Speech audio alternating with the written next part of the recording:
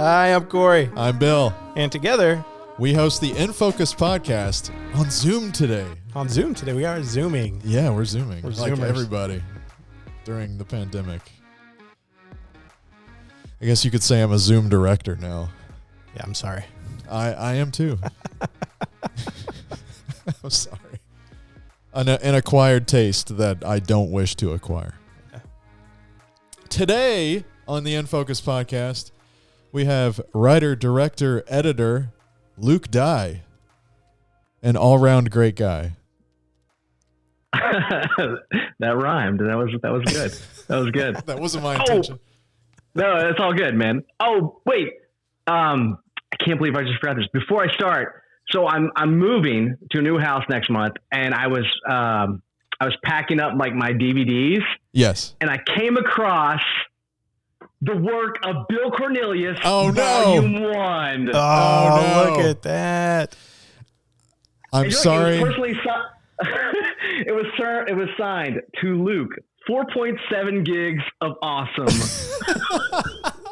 That is Bill awesome. Cornelius. I totally forgot about at least the signing of it, what I put on there. That's really funny. Sorry to disappoint you, but there will not be a part 2 or a volume 2. That's what I was worried. I was going to ask, where's my volume 2? I don't think it's ever going to happen. The fact that volume 1 is even out there floating around is like, How much for me to get a copy of that? I thought you had one. I have a copy of My Computer. Oh, that's even worse. And Lavorcia. That's not good. I don't think I have like a collection. I don't have the series. Well, I've got a box full of them that I did not give to anybody except to select special people. So I don't even have to like bribe Luke for a copy. You just you have one. I can give you a box of 100 of them if you want. I think I'm good with just one. You just need a metallic Sharpie and you're set. Yes. I still have my metallic Sharpie, so I'm good to go. So, Luke, that brings us to you and I have known each other for a while. We've worked together on numerous projects over the years. So how did we meet back in the day? We can start with that origin story. The origin story of the Bills and the Lukes.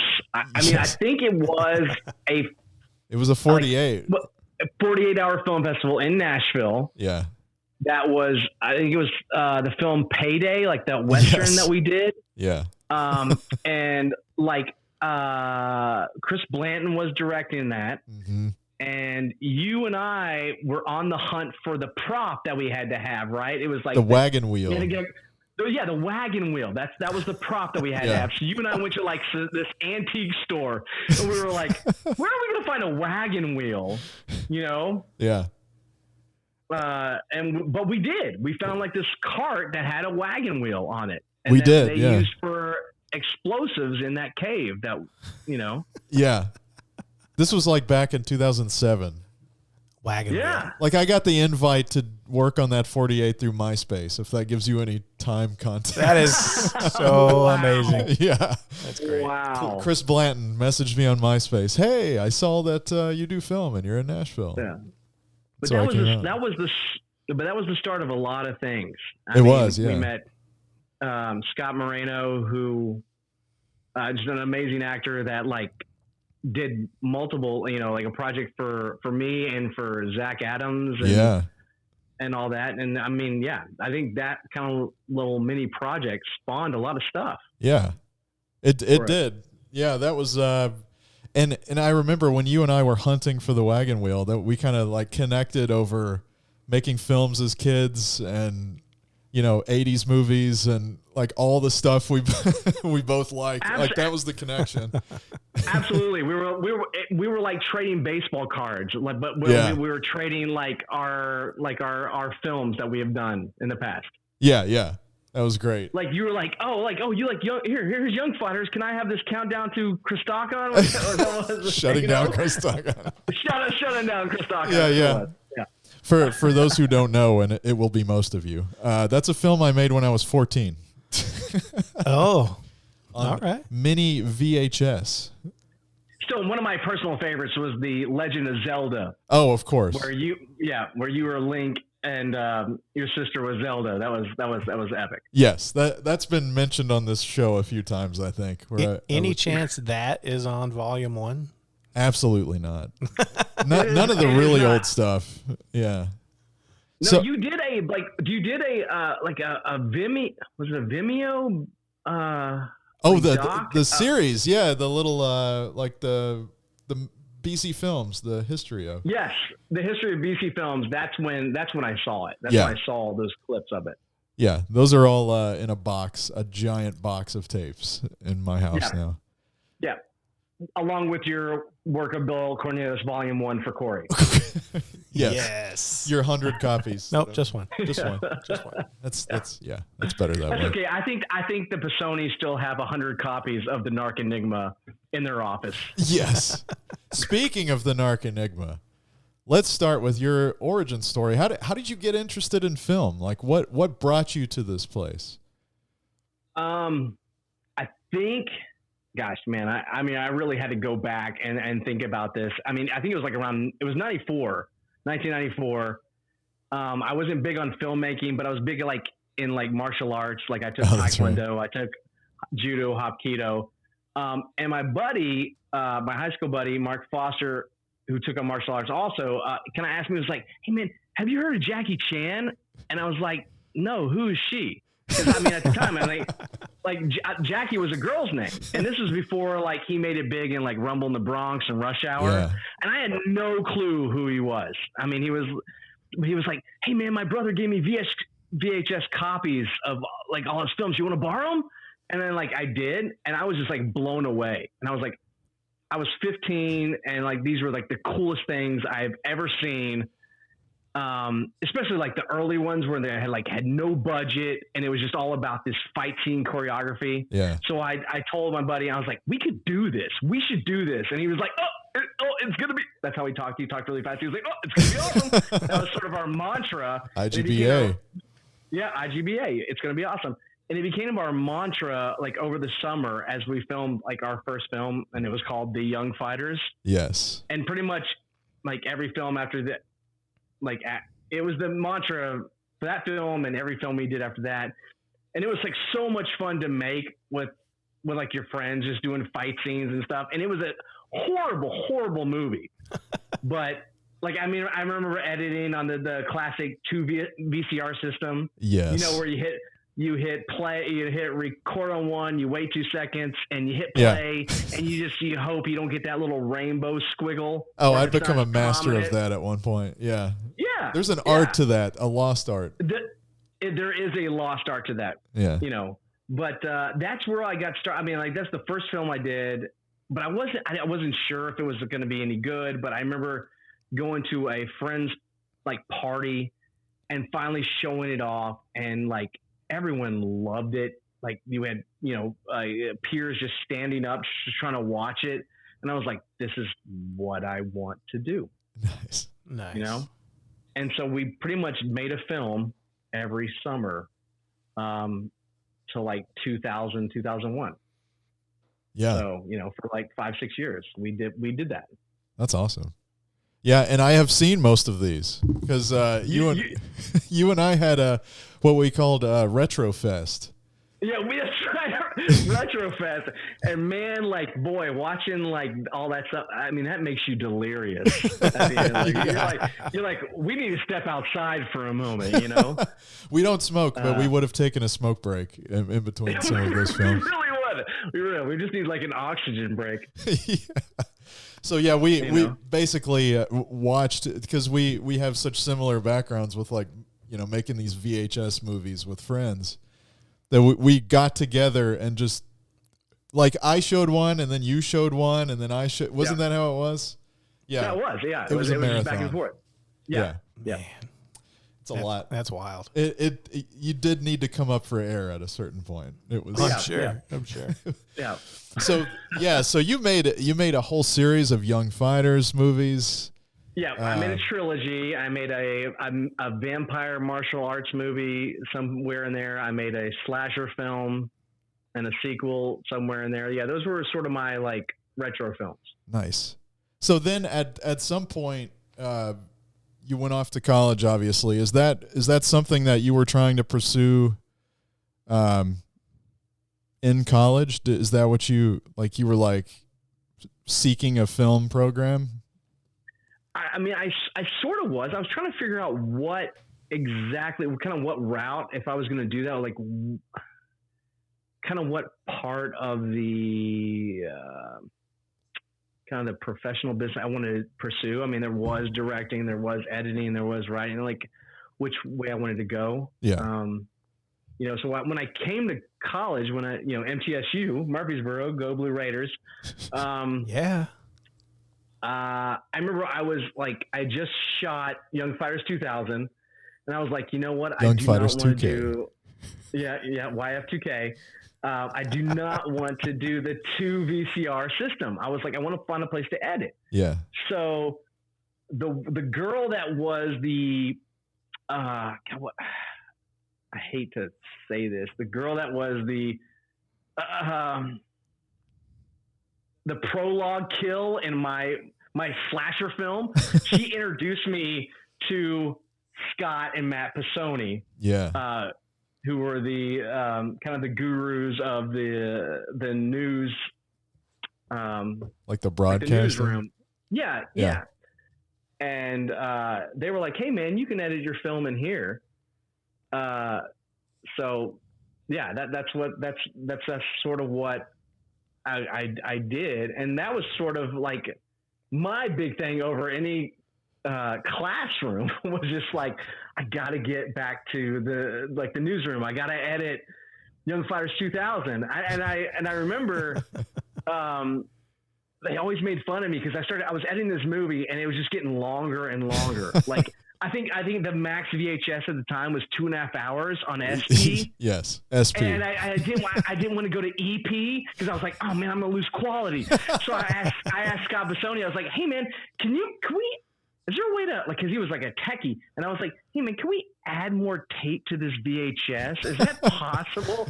He was like, I don't know, man. I don't know. It's like, you just might have to cut some stuff out.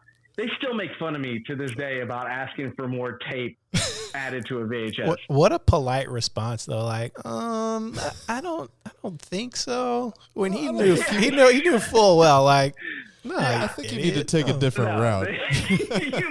You moron, you fool. Yeah, nobody wants to do EP. That was like, EP was like, hey man, I shot 4K, but I'm gonna have to transfer this in 240p. To 1080. Yeah, exactly. And Luke, was that the first time you had met the Pisoni brothers? It was, and and they were just, I mean, God, like I always talked about, like, man, I wish I had a pocket Pisoni because they were just like so brilliant. Yeah. Like they were just, it's, one was just so tech savvy and one was so just like management savvy, Yeah. And I also met like Scott Jackson during that time, who was doing the WMF, the medium rare, which was the wrestling show on the local access. Nice. And we were editing back to back. Like it was like both of us were playing Battleship or something, like as we were editing, and we would like look over each other's shoulders, like, what are you editing, man? I'm like, oh, I'm editing this fight scene. They're like, what are you editing? I was like, oh, I'm editing this guy doing a people's elbow, like that's kind of what it was. And we both kind of gained respect for each other. And because of that, like, YF2K, Young Fighters 2000, had a big like wrestler following. Oh, nice. Because of that connection with him. Which was really cool. So, but because of like meeting the Bisonis and Jackson, like they helped me with my first professional film, which was Leto. Leto, yeah. So down the road. Before we get to Leto, like, so you got into writing at a certain point. When was that? Screenwriting. I think, it was just, you sort of learn it. You make Young Fighters, which had no script. You make Young Fighters Forever, which had a little bit of script. Like I would go like to an church outline. and Yeah, I would go to church. This is so bad. I go to church, and like those little offertory envelopes that like you're supposed to put your offertory in. Yes. I would start writing script on Excellent. it. Or fight scene like duck, uppercut, swing kick, on there, and like I still have a folder to this day of all that stuff. I mean, but like as you got older, you start to, I don't know, you want to make your films a little better and better. It started with a fight scene, but then you're like, okay, why is there a fight scene? Yeah. Okay, well, who are these people having the fight scene? And then it just became more about the script. Yeah. And I've told you this before, and I know you're very humble, but you are a phenomenal screenwriter. Like thanks, man. I remember when you and I would like occasionally swap scripts to give feedback. I would always like angrily throw your script down when I was done because I was so mad it was so good. I was just like, this is so good. I did not know that. I did not know that. I did not know you did that. Because we were both looking for feedback, right? And my feedback to you would always be like, there was one monologue that maybe was a little too long, but everything else was maddeningly perfect. Just like so the beats were right, like everything tied together in the end, just like the most immaculately written stuff. Like everything I've read from you, just like you crush it in writing. Thanks, man. I think I forget. I forget that craft. I was so eager to kind of get to the production or the post production of that, but you can never overlook the first stage. Yeah. Of writing. So I mean, I think it was in college because like I would give my scripts to the Bissonis, and I valued Matthew's opinion on stuff, and if he gave me like notes, it was like, come on, Luke, I know you can do better. I would get really pissed. Take that personally. Yeah. But because I knew, like, it would make me, because I knew it would make me better. Yeah. That's awesome. But that's why I was really with Leto, like, I really try to fine tune it as best I could. Yeah. And that was another script that I feel like was just like, I guess concise, or like the way you write is very like spot on. There's not too much fat in there ever. It's always just like bam, this is it. And I appreciate that. I think I appreciate the compliment, because I think what it is if I just think about like if I was reading this and it wasn't my script, like would I like what would it? I want to read? Yeah. That's really what it comes down to. Yeah. Because I'm like, oh, is this am I talking too much? Am I trying to dumb down the audience? Like I just don't want to do that. That's awesome. And so you had like a stint in LA for a little bit, right? Yeah, basically. Yeah. Tell that story. I didn't move. I didn't. It's unfortunate that because I didn't move out there because I wanted to pursue this business. I mean, really, I moved out because my mom saw my tattoo and she freaked out. Oh, really? And I was like, I got to get out of here. So then I moved to LA. She was like, "Look, I can't believe you got a tattoo!" Like sort of like that. And I was like, I got to go. So I moved to LA, and I did try to become a writer. Yeah. I spent my days pretty much jogging Malibu Beach, and then my nights writing. Yeah. What were you writing? Just ideas you had, or script I had a script, and I wish I could find it. It was very much like that movie Crash, before Crash came out. Oh, yeah. Okay. But I can't, like, I looked for it and I couldn't find it, which I'm bummed about. Like, it's probably on a drive that I packed. Oh, yeah. but I mean, that's all I did in LA. I mean, like I had no money. And I had like one job out there, and it was like through my friend's wife's brother, I got a job as a PA on the very first P90X set of videos with Tony Horton. Yes. Which I have done the workout. You done the workout? Yeah. You've got a great story about eating Pop-Tarts on the set. Yeah. I loved it. Well, because Tony Horton, man, he was a cool dude, but he was like shredded. Like if you like remember like your biology books and you see that human body with like the vessels and the veins, yeah, like he was like the living embodiment of that, with just like, a thin layer of skin over all of that. Yes, exactly. But I was trying to curious him because I was probably $150 out there. Cause I mean, I was eating like canned tuna and I was running like all the time. Yeah. But, I was trying to coerce him into telling me that Pop-Tarts were okay to eat. And he was just like, no, man, like the sugar intake, you know? And I was like, but Tony, like if you don't eat a lot of them, you know? And he's just like, no. I just remember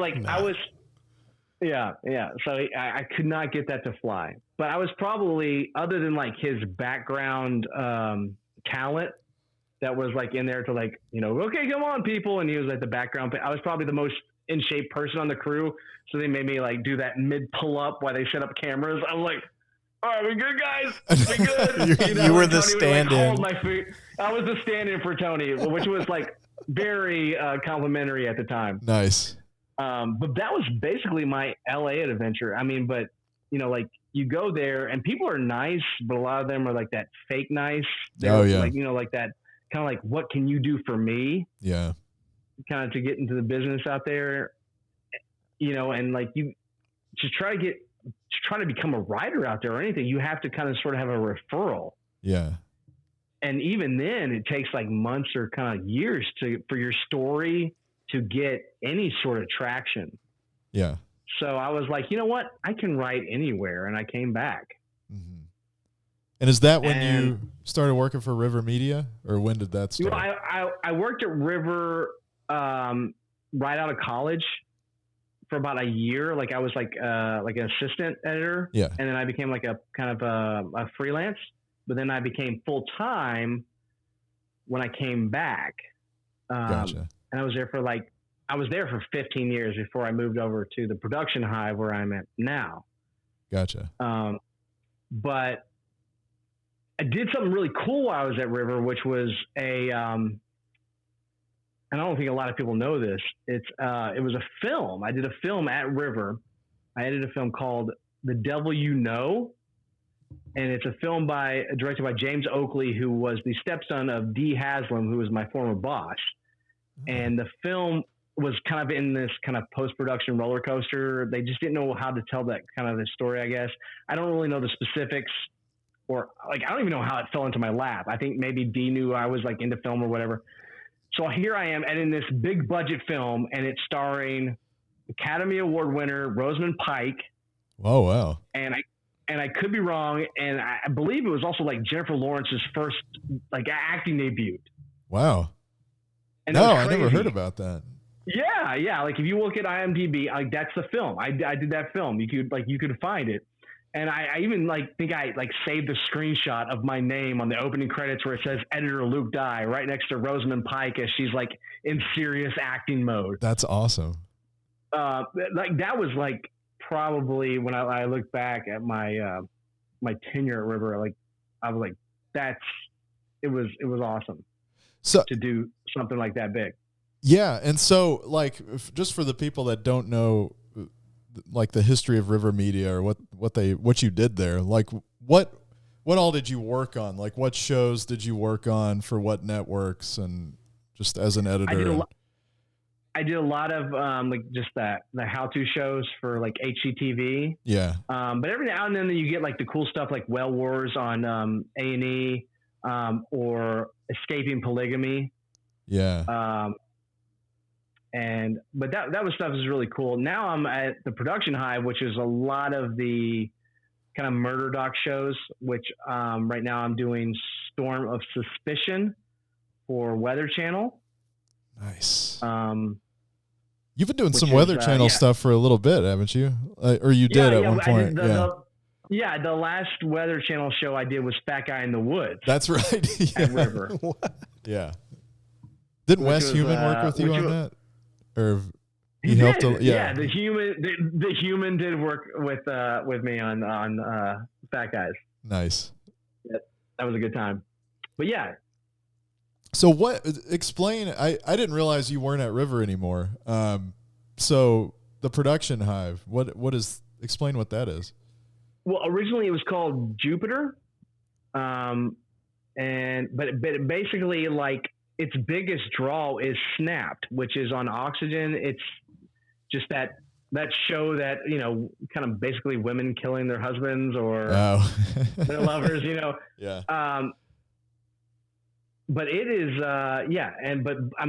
they're really kind of growing. They do a lot of stuff. I mean, the last stuff, when I joined, I did a show called Fourth and Forever, Muck City, which was a show about high school football. But I really enjoy what I do now. And you said it's more like a lead type role. Yeah. I became a lead editor on the Storm of Suspicion.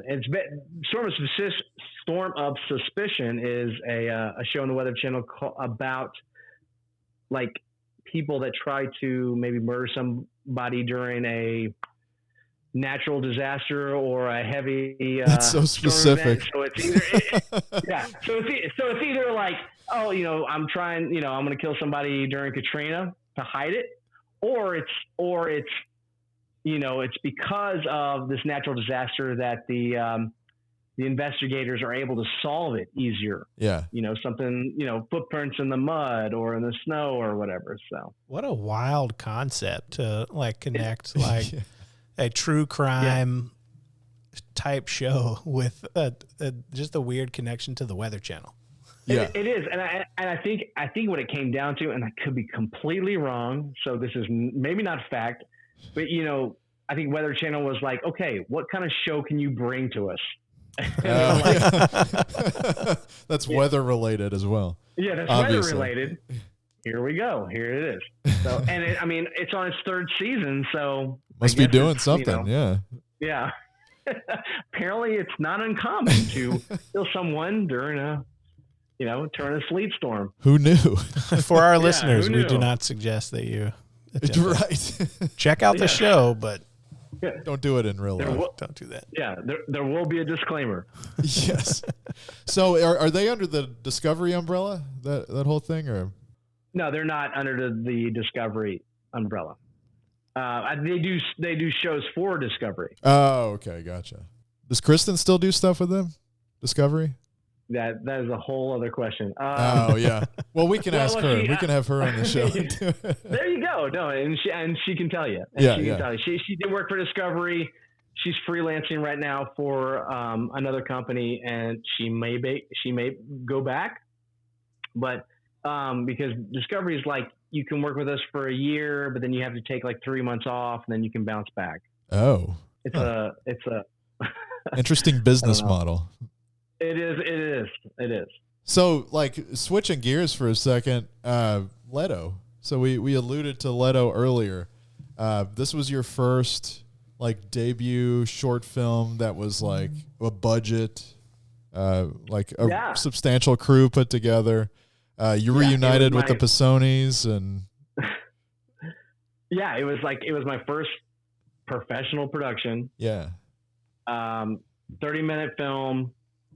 It was like $15K budget because I blame that on Matthew Pisoni, because he was like, look, we're going to have to build a whole motel room set. But Jackson and the Pisoni bros, like, they came in to lend their magic, and you came on to shoot the behind the scenes. I did. Yeah. And I was a silhouette in the doorway. Nice. Because I was the only guy that was like available that was thin enough to actually have the silhouette read on the floor. I think it was. Because the actual dude, because it was the big guy. It was supposed to be the big, like, abusive guy. Yeah. And he was too big to read as a shadow in the doorway. So you guys had me stand in, and you can't tell it's not him.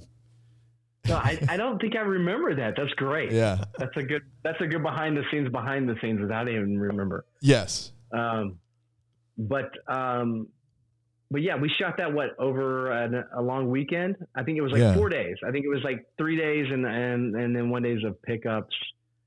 Like mostly on a soundstage. Like you did actually build that motel room or the motel set.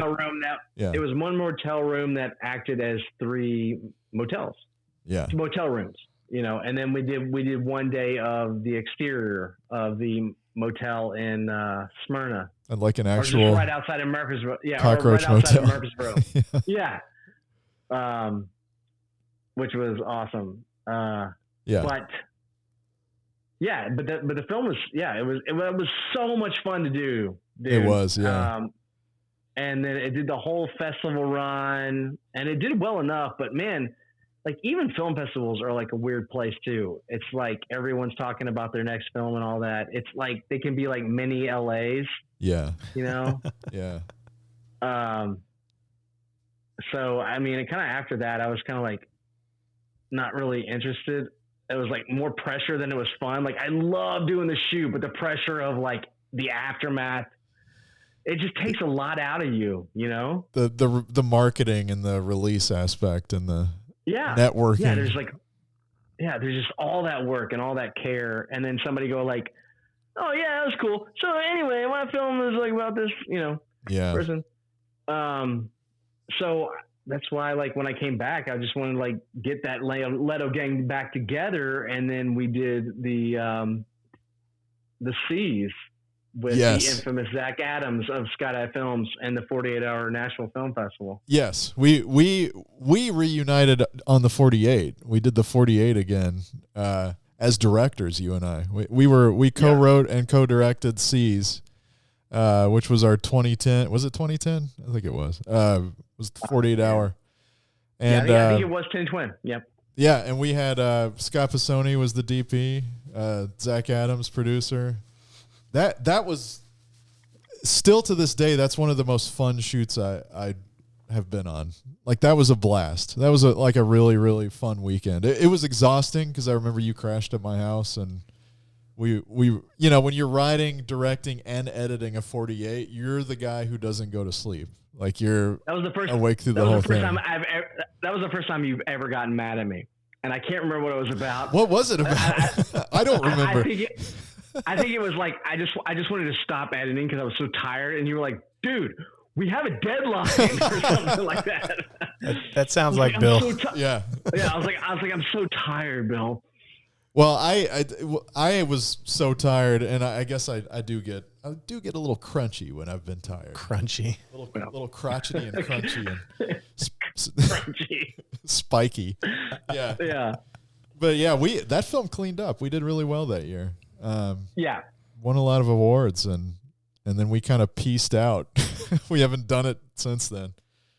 Yeah, but that was the film. What was it? The film that brought back like the famous character, like your alter ego. Oh, Mike Boufontaine. Yeah, give a little insight to Mike Boufontaine, please. So, for those who don't know, I had a podcast previous to this podcast years and years ago. You can't find it anymore, so don't even try unless you have MySpace in the year 2008. So I think Tom is the only person that has it. I think Tom even quit MySpace.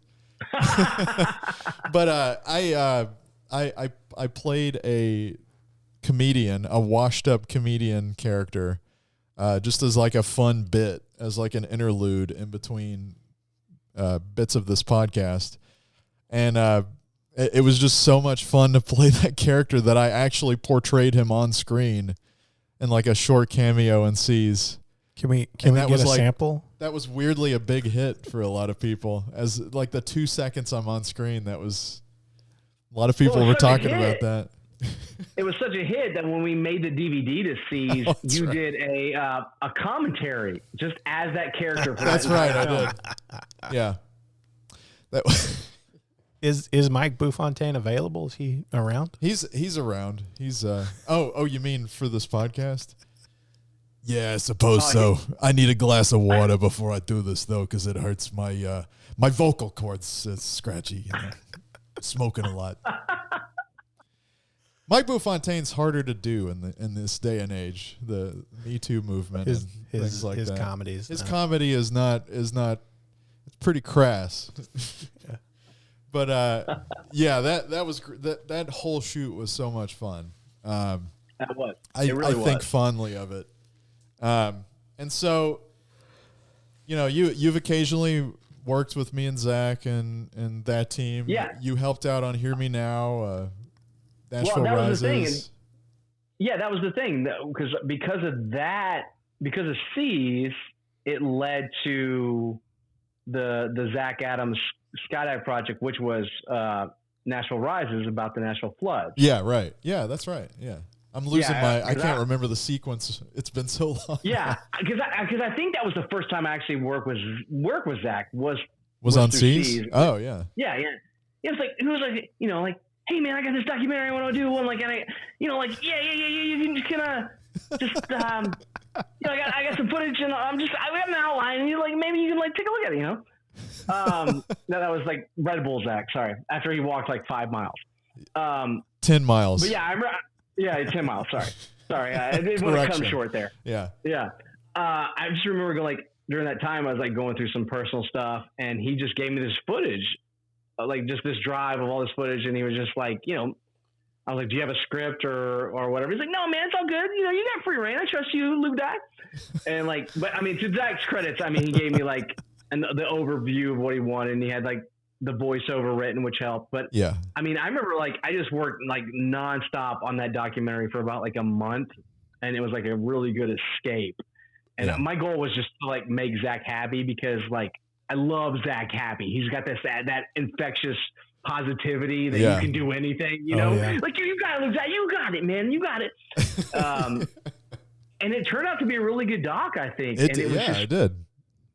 And then that led to your doc, which was like, you know, which was Hear Me Now. Yeah. Which is almost Hear Me Never, considering how long it took. Trust me, nobody felt that more than I did. I just remember like my favorite memory of that was like you did like your second interview of that, and you were like wiping the sweat from your brow. Yes. Like, okay, you're like, okay, I think that's it, man. I think we got it. I mean, can you give a little insight on like during that time? Oh, the Hear Me Now time? Just during that time when I was trying to edit and trying to give it back to you, because I really, it's hard for me to remember. It was, that was like 6 years of my life, was just that film. Because I remember you cut the first trailer we did, a year into shooting. Craig Ciali, who's a guy in town, like did the logging of the footage to kind of help you out, because he wanted to be a part of the doc. And then you cut a trailer, and I remember the trailer was like, coming in 2012. And then of course it comes out in 2016. So oh my god, yeah. But I remember that. But we were still like so far away from having it done, and a lot of that was, one, me self-funding it and running out of money repeatedly through the project. And also, when you do a documentary of that kind of scope, you have to rely on people's schedules. And we interviewed people from all over the country, and you know, traveling cost money, took time.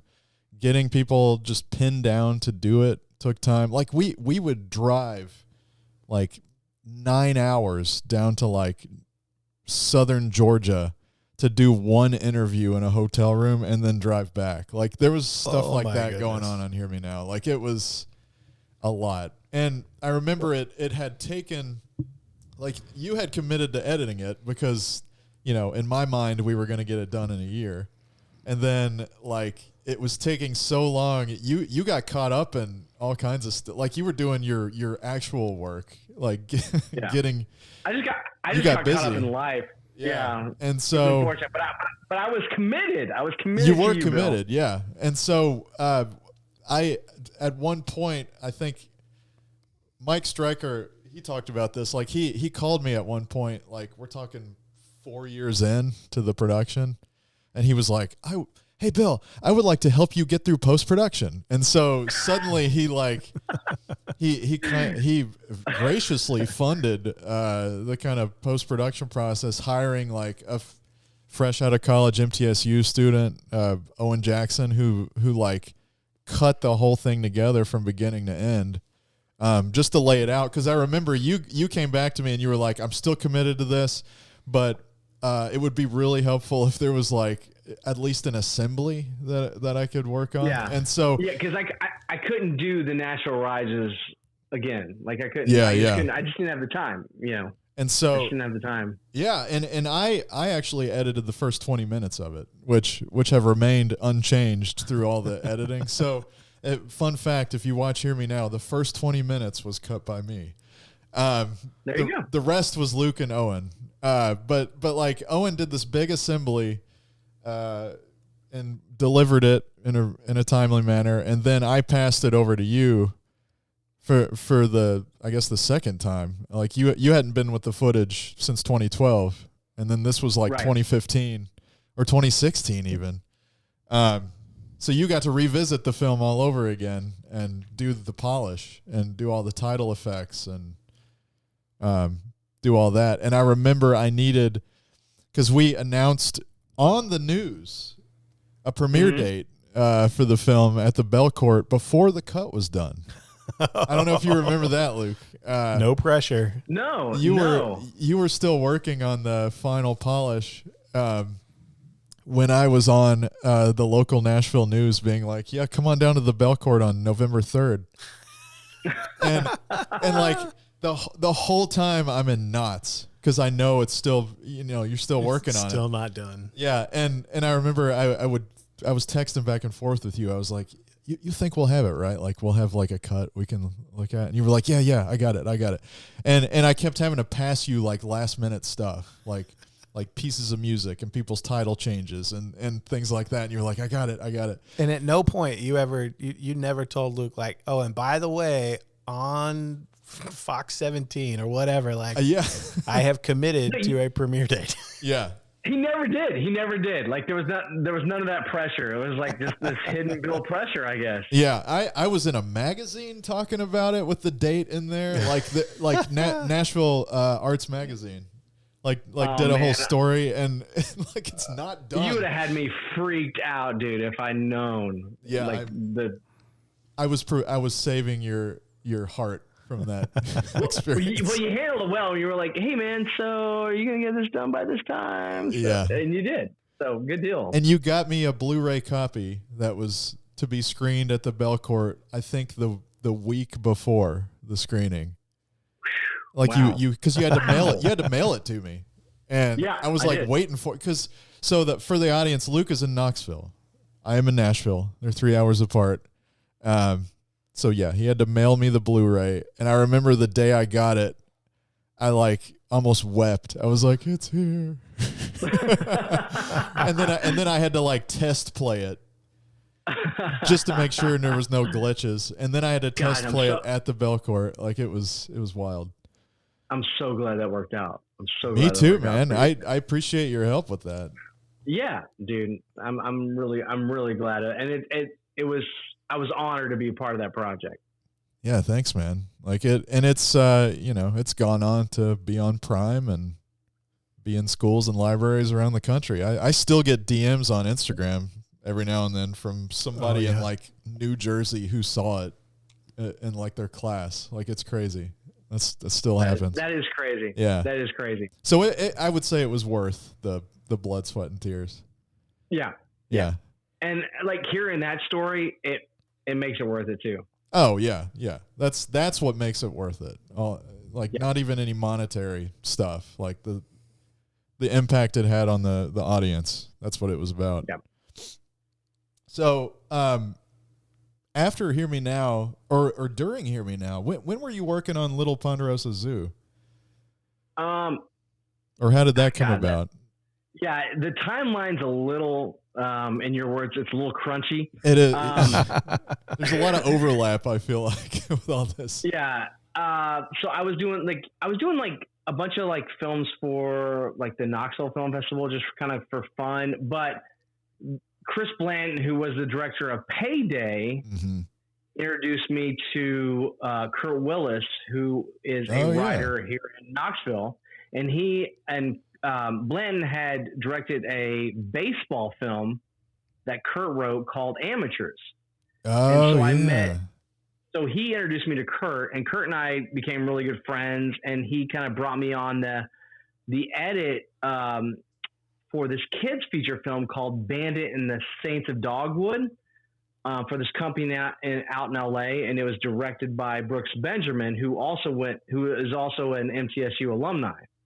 And so like the company out of LA like makes these kids films for like $100K budget, and they like distribute them worldwide. But that film led to Little Ponderosa Zoo, which was probably my favorite project I have ever done. I mean, Kurt and I co-wrote it, co-directed, and I edited it. And we had kids, we had animals, we had hijinks. It was just the most fun I ever had on a film. It was like C's. Yeah. It was just fun. Like there was no pressure. Like you do a kids film, there's just not a lot of pressure because I mean it's a kids film. They're more forgiving than trying to do like a period piece in the 60s. You know, it's just I basically took everything I loved about movies as a kid, like you know, like Home Alone or just like you know The Goonies, and I put that in that film. And it did so well. I mean, it showed on like HBO Family for like ever. Wasn't it on Stars too? Yeah, maybe it was Stars Family too. I can't fully remember, and I'm sorry for that. Yeah. But it did really well. Like I got paid up front, so I didn't get any residuals of that. But but still, I think I saw it at Walmart on DVD on like an end cap. Yeah. It was fully distributed and everything. And I'm really proud of doing that movie. And we had talked about maybe doing another one.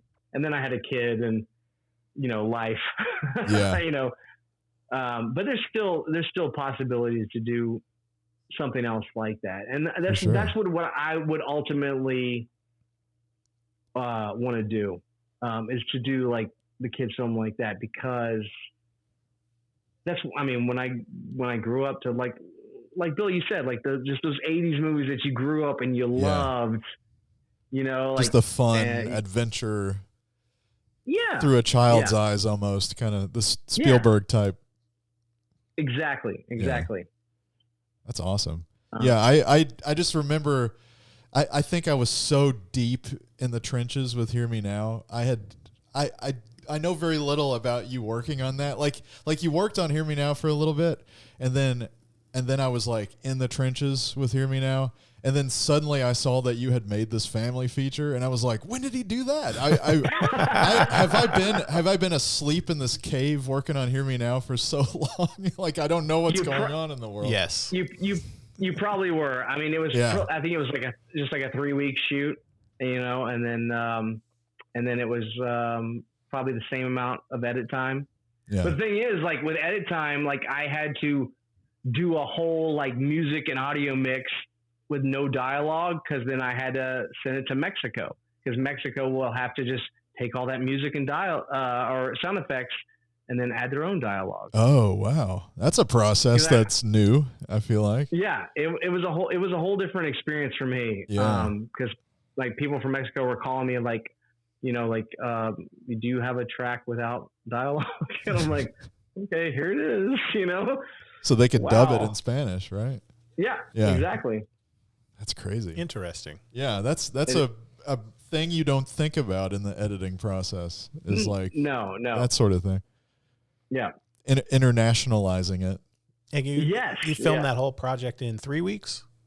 Yeah, I believe it was 3 weeks. I could be wrong, but I think it was 3 weeks. We shot at an actual like a petting zoo called Little Ponderosa, which is in Clinton, for like a week and a half, and then shot like another week and a half in other locations. That's impressive. But it was like, it was $100,000 budget. But it was so fun because we hired everybody like out of Knoxville. We hired Knoxville actors and Knoxville crew, and it was just, you're working with your friends, and there's no ego or anything. It was amazing. So speaking of that, like you are a big part of the Knoxville film community there. We talk about Nashville here, obviously, a lot because that's where we are. But I've interacted a lot with the Knoxville community, and I met most of them when we would go to the Gatlinburg Screen Fest back in the day, Oh yeah. I met all those guys. And so, talk a little bit about that community you've got there. Cause you all kind of work together on the same stuff. And I see a lot of like cross collaboration a lot with you guys. Yeah. I mean, a lot of people that worked on Little Ponderosa Zoo were from that Knoxville community. Yeah. The pandemic really kind of put the whole kind of film community kind of on mandatory hibernation or whatever. Yeah. But like when it was in its prime, like in 2010, it was awesome. Yeah. I mean, it was just so much talent coming from good old East Tennessee. That's where I met my wife. Yeah. We were doing one of the opening films for the 24-hour film festival, and I was directing and she was an actress in the opener. Yeah. But a lot of great films just kind of came out of that, and that led to talk of doing bigger films. Mm-hmm. It was just sort of as far as the National Film Festival goes, film festivals are a great way to kind of try out new things and kind of sort of do a warm up before maybe to jump on that meteor project, Yeah. It's kind of that same way. You kind of, meet people that kind of want to do that bigger next thing. Yeah. And then you you do a bunch of short films and whatnot, and then you kind of pass the torch, because there's a lot of other people, younger filmmakers now, mm-hmm. where I'm I got a wife and kid now. I don't do those. We're the old guys now. Yeah, we're the old guys now. But you pass the torch and you see younger filmmakers and you go wow, that's impressive, man. Yeah. But that makes you proud. That makes you proud of your community. That makes you proud that it doesn't have to be in LA. Yeah. Yeah, it's true. It's true. And I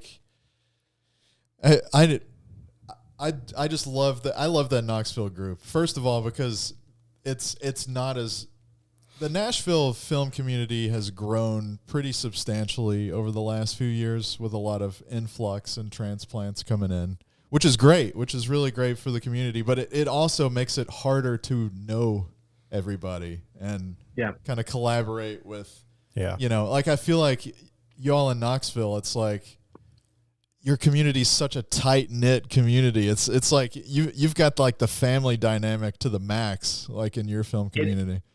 It is 100% a family awesome. Dynamic. Yeah.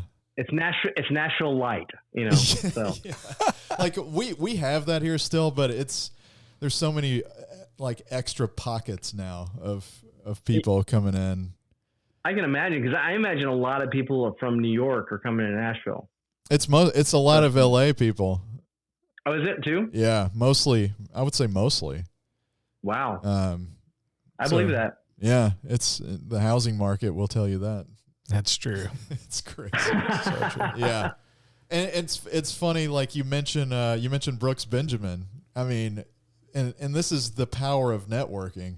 So I met Brooks on Leto, because he played one of the dudes, the goofy dude. Yep. And then I met Brooks a little later when he had his feature Boys of Somerville at the Gatlinburg Screen Fest, and we talked and reconnected.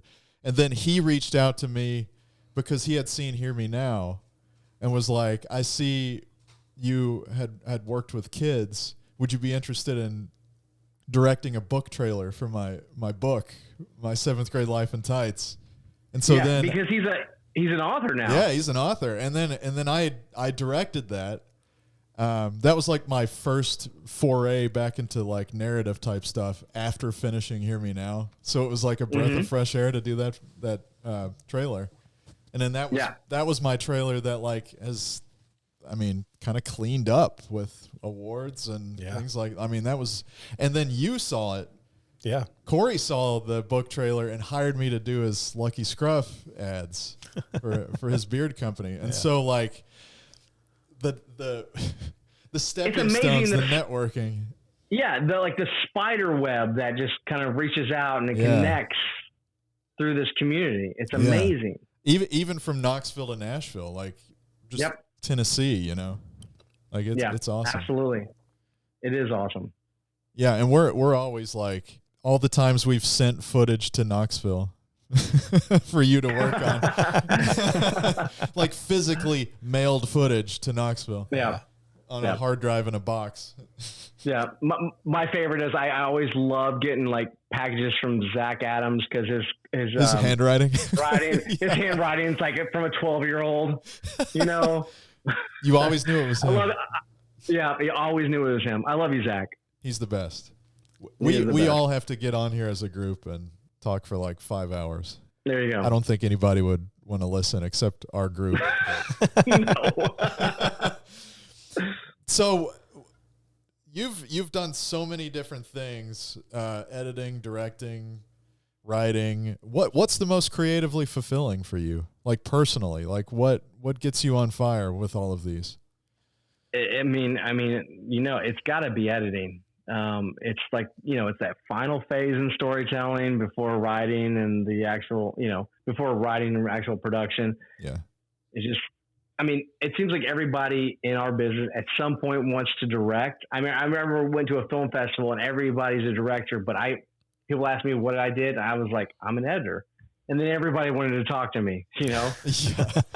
They're in short every supply. Director, every director wants a good editor. Yeah. And now I do it for a living and I love it. And you're a phenomenal editor. Thanks, Bill. Thanks, man. Yeah. I appreciate that. And so, and one thing I've said this before on the show is that, you know, I edit full time as well. That's like a majority of what I do Monday through Friday. A lot of corporate stuff. Most of it, though, is stuff that I was either on set for or that I shot myself, which makes it a lot easier to think about the cut. And, you know, I know what I'm getting in there with before I get into it. So one of my big, just like kudos to people like you and other editors that get all this footage they've never seen before and have to form a story out of it. You know, you've got the context, but you've actually got to make sense of it all. You're not on set with it. You're not part of the shooting process. And to me, that's always just like, man, because I don't do that. I don't do that a lot as an editor. I just think that's impressive. That takes a lot of like talent as an editor. I mean, it does, and I appreciate you saying that, man. That means a lot. Yeah, man, for sure. And that's all you do, right? Is just you get all this footage from who knows where. That's all I do. And make a story out of it. Yeah. Man, I cannot imagine like just getting a dump of hours of footage. Yeah. And seeing it for the first time and like, all right, make a story. Yep. Get to work. Yep. Yeah. That was Natural Rises. Hey man, here you go. Here's Natural Rises. Yeah. And it was all my footage. Yeah. We got Billy Bob Thornton to do the voiceover, but you're good. Just see what you can do. He's so good at that. Who's that? Yeah. No. Luke doing the Zach impression. Yes. So spot on. You're like, I've told Zach. Zach knows this, and he thinks it's hilarious because, you know, he's Zach. Everything's fun. Everything's cool. But again, he gave me that. But he gave me confidence that I could do it. Yeah, absolutely. And I did it. He does that. He's a great coach, like a good, like pump you up kind of guy for sure. Absolutely is. Yeah, like the first time I really thought really hard about, just the amount of people that are in your position have to go through on a daily basis was Wes Human. I went out and visited LA like in 2004, and he had just moved out there and was doing editing work for like Bunham and Murray, which make The Real World and Road Rules. Real World, yep. Yeah. Yep. And so he was like an editor on like the Real World Road Rules Challenge or like the Gauntlet, or it was like something like that. Yeah. And I remember talking Like to him about it. Yeah. I was talking to him about it. I was like, what's this footage you get? What's the experience like? And he was like, it's just hours and hours of really boring stuff. Like nothing is happening. And he's like, but they tell you, the producer's like put these nuggets in there. Like these are the bits of drama. These are this is the narrative we're trying to tell. So, that stuff is happening on set. Those notes are being taken. Yeah, that is certainly helpful when you get like that little bit of nuggets and you're like, okay, now I can find what I can to cover those nuggets, or find the music, or find the scene. Yeah. You just need a starting point. Like the biggest fear an editor has is just a blank timeline. Oof, yeah. Like when you start that first episode and there's just nothing there, it's terrifying. It really is. That's no joke. Even for me, where a lot of what I'm editing, I've been there for. Like it's even hard for me. Like seeing that blank timeline with the little cursor blinking. Yeah. And just like, especially a music video where it's like, how do I kick this thing off? It's like the most important shot in the world is that first shot, that first cut. How do we do that? How do we kick this off? And I'll like start with a white flash. Yes, I did that a lot back in the day. I still do sometimes. Not a star wipe, but a white flash. Man, but I'll pace around the room. I'll listen to music. I'll go upstairs. I'll walk and stare at the screen some more. I'll pace some more. Like before I get that first cut laid down, that first shot in my timeline, I'm always just like, you're right. Like it's intimidating almost. You're like sweating about it. It is. But once you lay that first bit down, it flows. And you just build from there. Yep. Yeah, exactly. Yep. Now, Luke, do you edit professionally in Premiere or? I edit in Media Composer in Avid. Okay. Avid. Oh. Which is weird because I work from home now because of the pandemic. So I work, like my computer system is at the office, but like they got me set up with this Teradici. So I edit on my computer at the office at home. Yeah. It's very bizarre, but it works. No lag or anything? No lag. Wow. I wish I could do that. I had to bring like the RAIDs and everything home to my house. That's brutal. Yeah, it's tough. I have a stack of RAIDs on my desk. 7 different drives, yeah. Yeah. And then I'm also relying, I'm hoping and praying that a storm doesn't come through and zap my house and take out the company's 10 years worth of footage. Because the office, it's much safer because they got all the generators and the backups and everything you need. But are you editing? Are you editing in Premiere? I am, yeah. Okay, gosh, I haven't done Premiere since college. Really? Narcanigma was the first. Yeah, Narcanigma was the first linear. Well, you were a Final Cut 7 guy for a long time. No, maybe that was. No, that was Final Cut 7. That's right. That was Final Cut 7. I don't think I've ever edited in Premiere. Because I don't think I've ever done it from. I learned in college on like Final Cut 4 or 5 or something like that, and then that was my go-to for years. I held on to 7 because Final Cut X was just iMovie on steroids, and I had to. I don't have time to relearn how to use professional editing software. I can't do this, and so I switched over to Premiere. I want to say like 7 years ago, just out of necessity. And I built my, it's funny, my workspace in Premiere is built to look like Final Cut 7, just to ease me into it when I first started. That's nice. That's nice to have that. Yeah.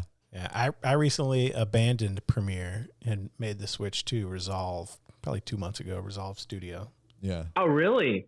See, I've only worked with Resolve for coloring because I colored Bandit and Little Ponderosa Zoo in Resolve. Yeah. I mean, it's a nice system. I mean, it's how else editing in it? So I don't do anything super complex. Mostly like music videos and short, like 3 to 5 minute commercial spots. So it's actually really easy. And I use the speed editor, like their little mini speed editor deck. So it's pretty straightforward. Well, I think okay, because I imagine it for like short form, it's good. Yeah. To work with. Okay. Yeah, because then you just really quick go from cut to edit to color to deliver. Like you just like jump through the tabs, and it's it's not as fancy as Premiere as far as integration with like After Effects, or things like that. But for what I do, it hasn't crashed once. Well, hey, there you go. With your 8K footage. With my 6K and 8K red footage. Yeah. Wow. Yeah.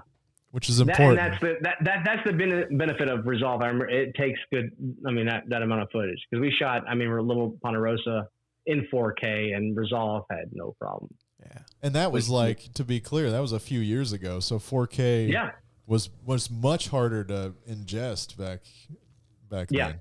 Yeah. Final Cut 7 would be like, no, get away. Like, what is 4K? Yeah, because I would edit in Final Cut 7. Yeah. And then I would reconnect 4K in Resolve to color. I like the mix workflow. Yeah, because I was so used to Final Cut 7, Well, and just to get the story right. Yeah, and you don't want your software to slow you down. No, because you're learning or whatever it might be.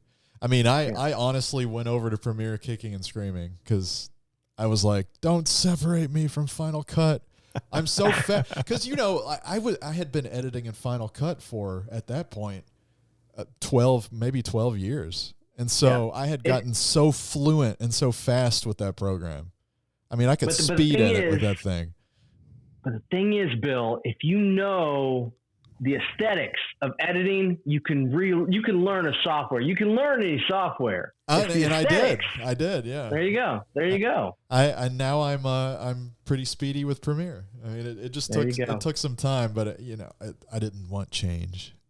No. It was like having an old reliable car. No. Well, you need to drive this new car now because the old one doesn't take fuel.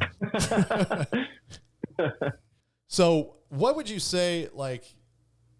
This is the vulnerable question, as we call it, as I get into my NPR voice. What would you say is your biggest failure creatively, or maybe biggest lesson learned? It was brutal.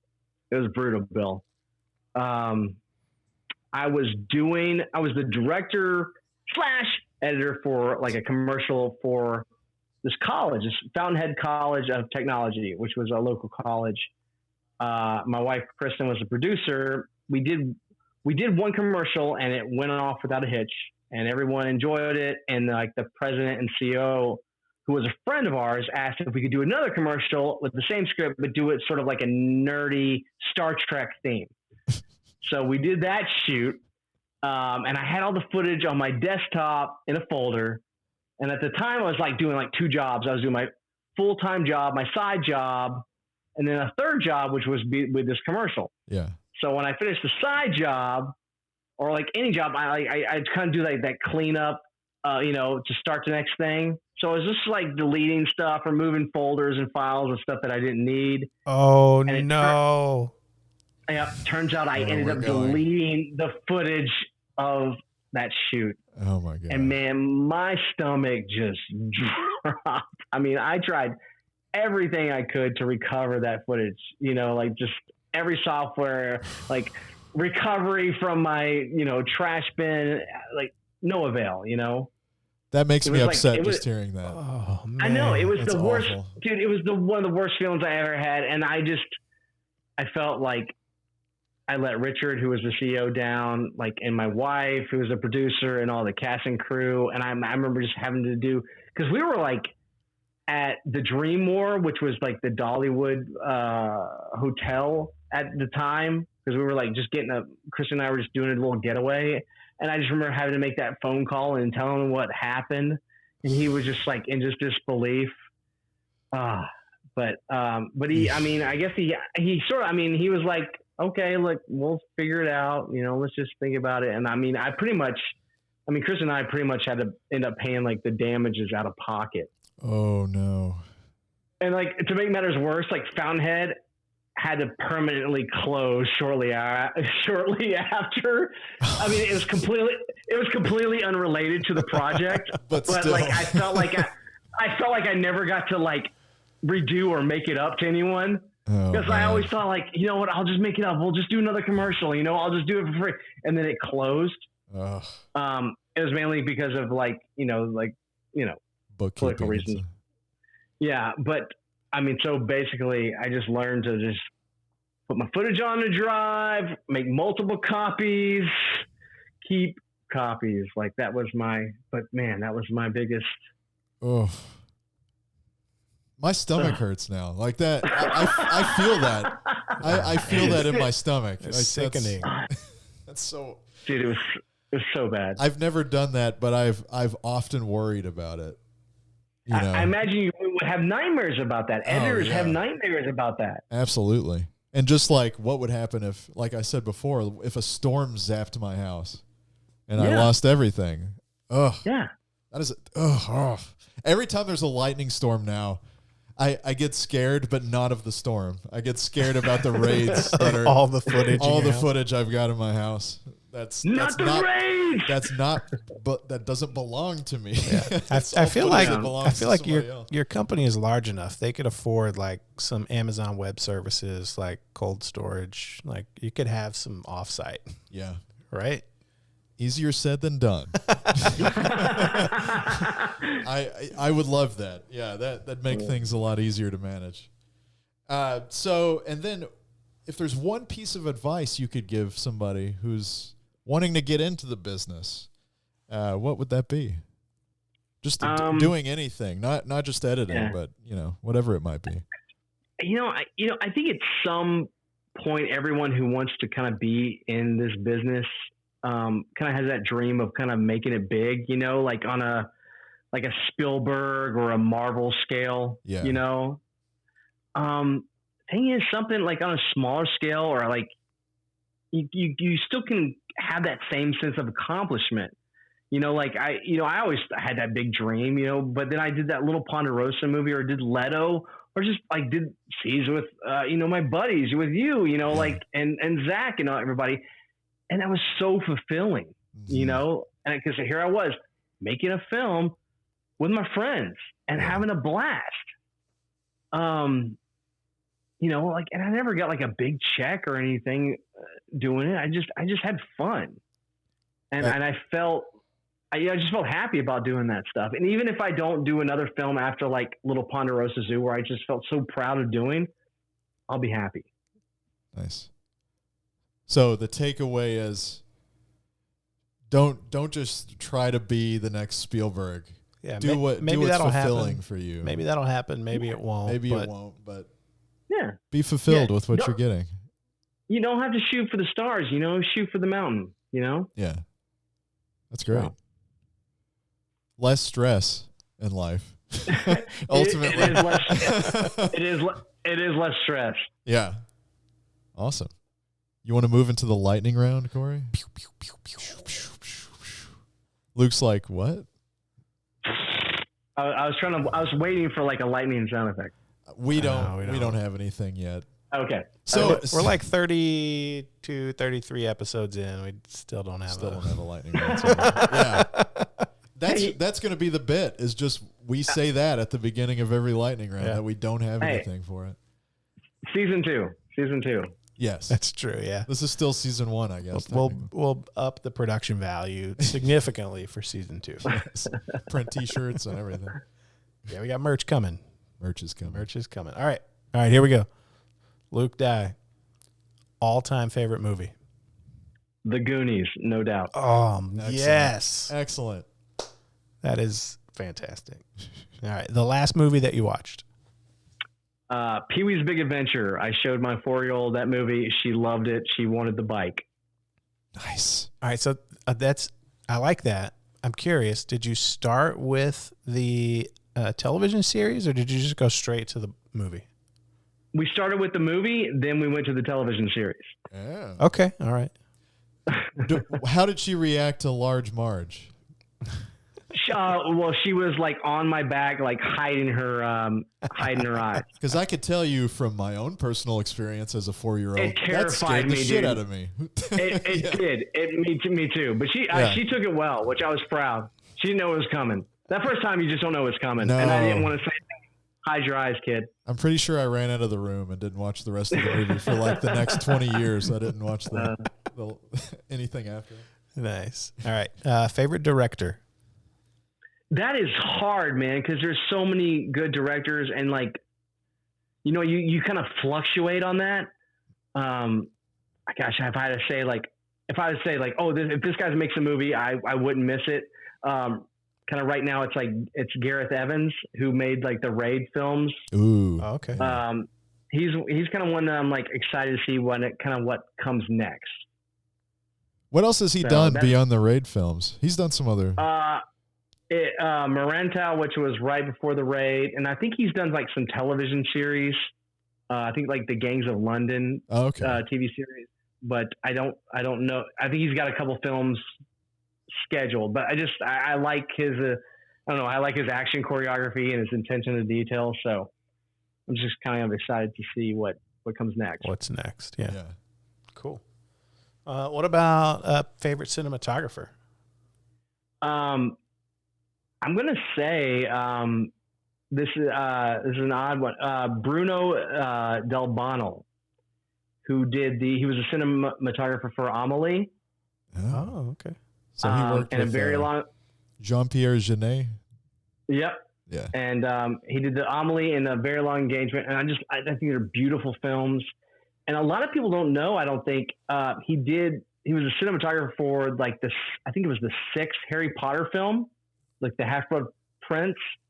Oh. And if you watch that film compared to like all the other films, maybe say for like The Prisoner of Azkaban, like you can tell like every shot, every angle just felt like it was thought out, rather than say like, hey, let's put the camera here over next to this broom, Like just functional only kind of thing. Yeah. I was just like, I remember seeing that film and going like, wow, like the cinematography, it was really good for being like the 6th film in a series. Yeah.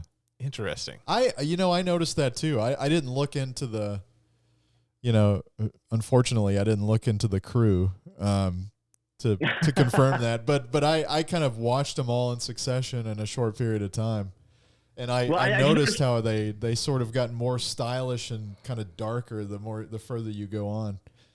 Yeah, because I think the director didn't change, but then I noticed the cinematography did. So I was just like, okay, like made me take notice. That's awesome. Huh. I'm gonna have to go back and watch it in context there. Because I did not notice that. I didn't either. I wasn't a huge Harry Potter fan though. I wasn't either. I almost like gave up on it. Like someone gave me all his Harry Potter movies, and he was like, "Watch all of them." And so I watched them all back to back to back, and I almost bowed out at the 3rd one. Well, and then they started getting dark and kind of cool, and I was like, all right, well, maybe I'm going to stick it out. I wasn't either, and then I started reading the books, and I was like, okay, this is kind of interesting. I want to see what they do cinematically. Yeah. With this, but I just remember, I remember one shot, just in particular, in this house, and it was just this low to high angle, and all the actors were like looking over the balcony. And it was really blocked out well. And I was just like, I was like, that's really well done. Yeah. And so that's when I thought of the cinematographer. And I looked at him, I was like, wow, that was the same cinematographer that did Amelie, which I love. Yeah.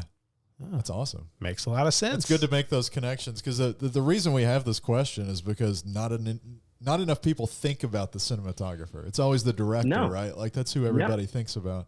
They're like the lead singer of the band. Like nobody knows who the drummer is, but they know the lead singer. Unless you're a drummer. Unless you're a drummer. Yeah. They're like, who hit that hi-hat so well? Let me look that up. Yeah, exactly. Nice. All right, this one's a little easier. Coffee or tea? Coffee black. Yes. That's the way I go. Nice. Hardcore.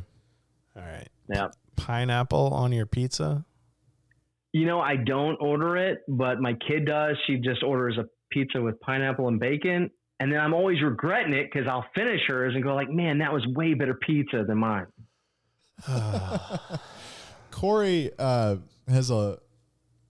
he does not like pineapple on the pizza. No. So he keeps hoping people are going to be on his side that we interview, and nobody has been. The origin of this question is all just like my social experiment to understand, because I've never tried it. So like, give me all the shit that you want. But I definitely, it was like strong no. Yeah. It's a sweet versus salty kind of thing. Maybe I don't know. We need Corey to try it on the show for the first time. Yeah. You need to do it live, man. We'll do that. When we do the Film School Friday about catering. Yeah, we talk about crafting. Crafting. Yeah. Yeah. Crafting. Yeah. All right. Favorite camera? Man, I'm going to have to go like Gorilla here and go like the Canon D series. Remember like this 5D, the 60D, the 7D? Yeah. Oh, yeah. Because that's when like things were like happening filmmaking wise, because it was affordable. Like, and like everybody, like all staples of like the Knoxville Film Festival community, like they all had those cameras, and that's where like things were awesome during like film festivals and stuff. So yeah. I'm curious, little sidebar here. Of all the different television shows that you've worked on, is there like any similarity in the either camera manufacturer, camera model, or is it really just all over the board? It really is all over the board. Like the how-to, the HGTV kind of shows, they were really kind of more like a video feel, and then you do these murder docs, and they're more of like the cinematic type feel. They're trying to get a little classier. More of like a 30 versus 24p. Yeah. Kind of feel. Got it. I don't know. Did that answer your question? Not really, but that's okay. No, well, I'm sorry. What do you?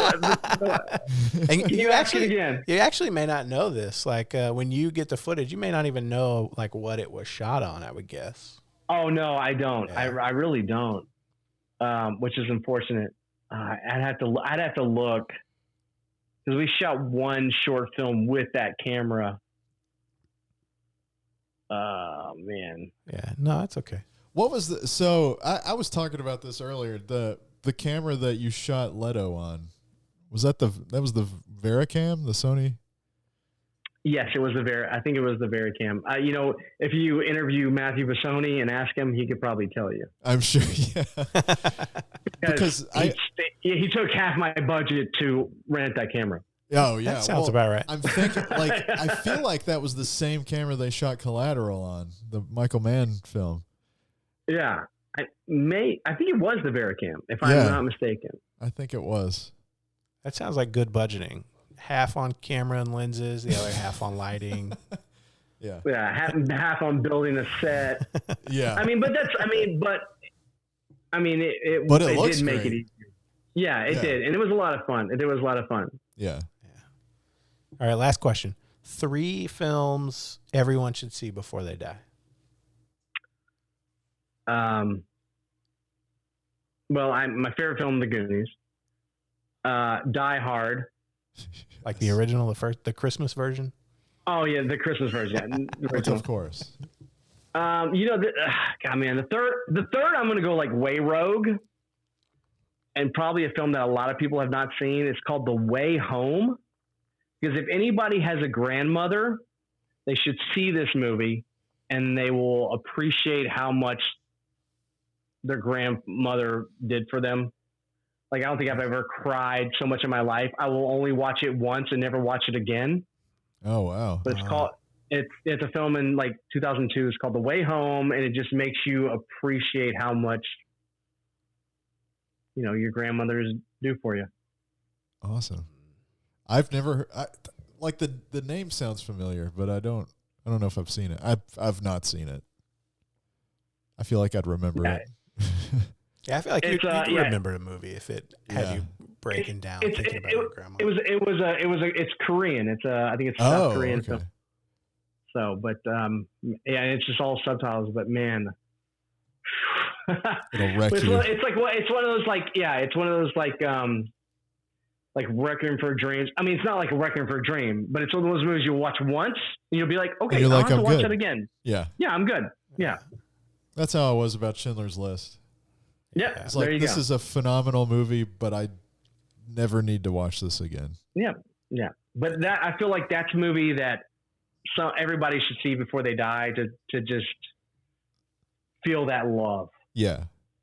And then be like, okay, I'm good. Yeah. Everybody needs that movie that's their like once and then peace out movie. Yeah. Yep. This impacted me and now I'm good.